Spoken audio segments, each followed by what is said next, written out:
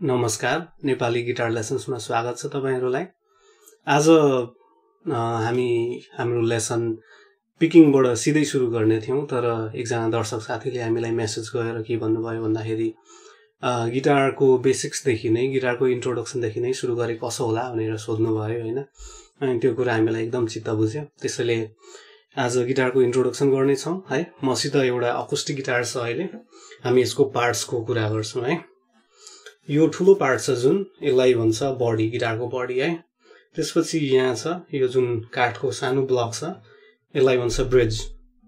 अनि ब्रिज माथि छ यो जुन डल्लो डल्लो जस्तो देख्नुहुन्छ तपाईहरु है, त्यसलाई भन्छ पिन है। अनि पिनको माथि छ जसको पिनको माथि जुन एउटा लामो स्ट्रिप छ हैन, प्लास्टिकको जस्तो, अनि जसको माथिबाट स्ट्रिङहरु गइराछ त्यसलाई भन्छ स्याडल है।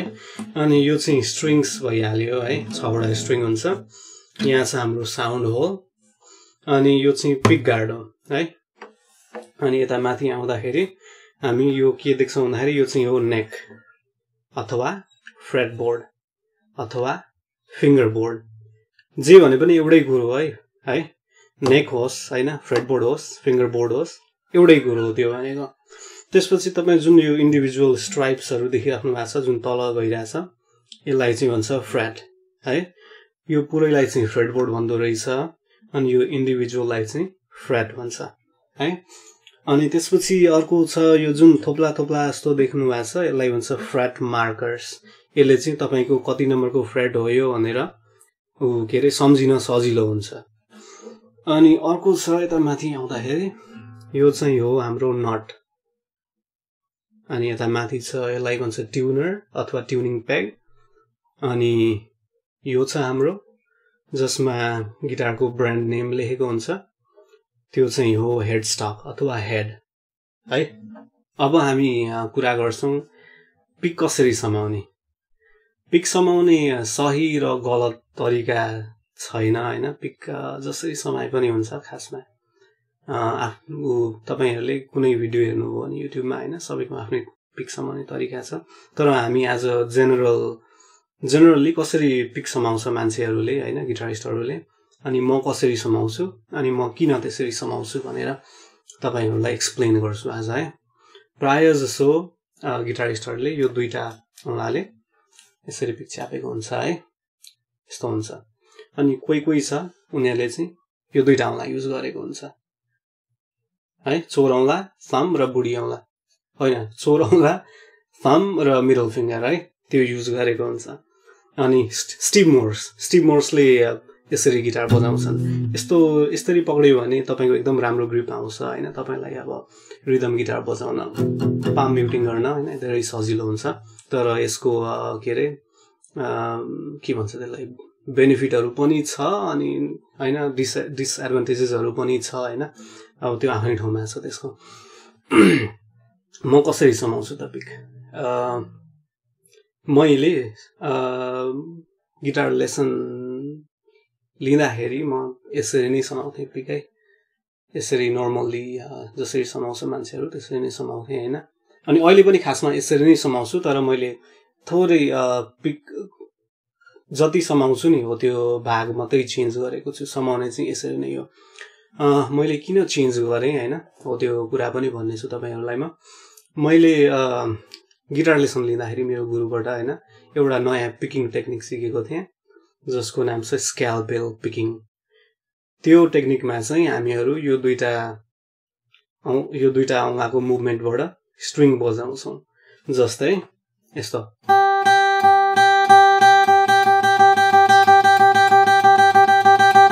हैन, यो दुईटा औंलाको मुभमेन्टबाट हाम्रो स्ट्रिङ बज्छ, त्यसलाई भन्छ स्क्यालपेल पिकिङ है। अनि मैले यो पिकिङ सिक्दाखेरि मलाई सुरुमा बजाउन गाह्रो भयो हैन। अनि किनभने म यसरी पिक पक्रिन्थे, अलिक भित्र पक्रिन्थे यसरी।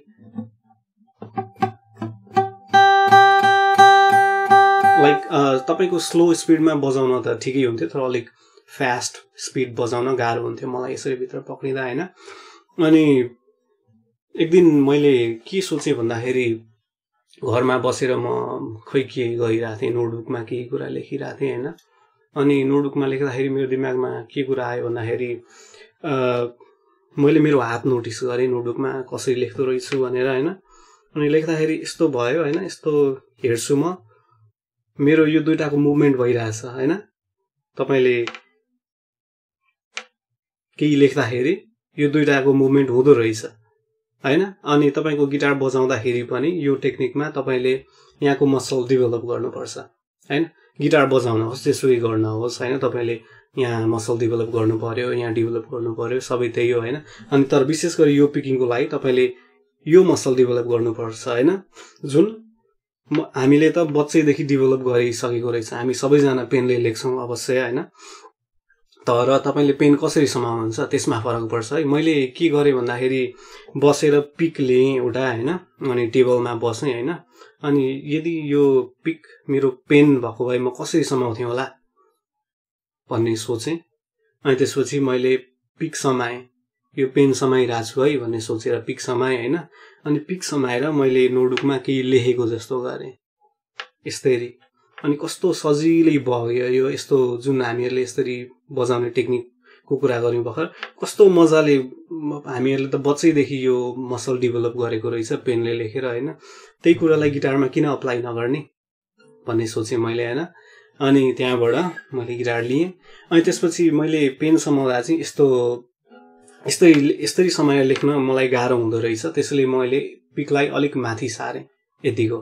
अनि माथि सार्दाखेरि के फाइदा पनि छ भन्दाखेरि तपाईँले यसरी पिक पक्रिनुभयो होइन।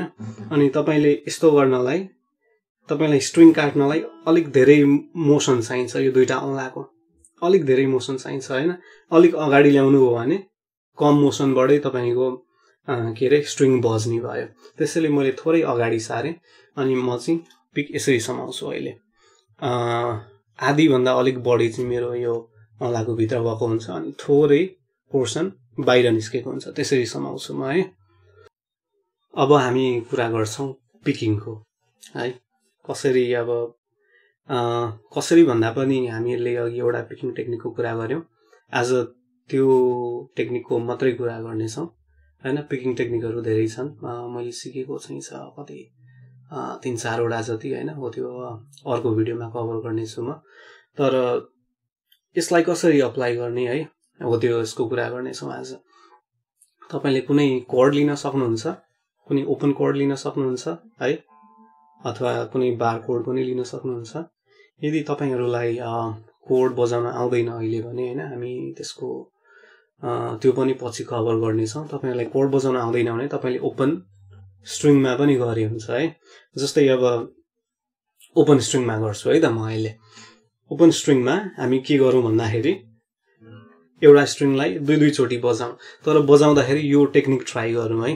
तपाईँहरू ट्राई गर्नुहोस्, यदि मन परेन भने तपाईँहरूले छोड्दा पनि हुन्छ होइन। तर एकदम युजफुल टेक्निक छ है यो, तपाईँहरूले प्र्याक्टिस गर्नुभयो भने एकदम युजफुल छ यो। कति युजफुल छ भनेर म भन्न पनि सक्दिनँ है। अब यसलाई अप्लाई गरौँ है त हाम्रो प्र्याक्टिसमा, हेरौँ कसरी। एउटा स्ट्रिङलाई दुई चोटि बजाउँ, दुई दुई दुई दुई दुई दुई, अनि त्यसपछि दुई दुई दुई दुई गर्दै माथि आउँ, यसरी पिक गरौँ, हेरौँ है त।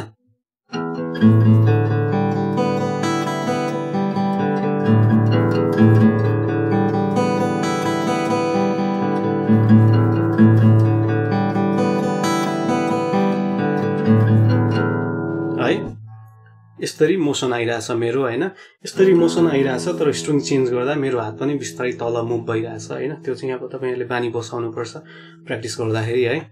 अनि यदि तपाईँहरूलाई अब कोड आउँछ भने कोडमा युज गर्दा पनि हुन्छ है, कोडमा मिठो सुनिन्छ।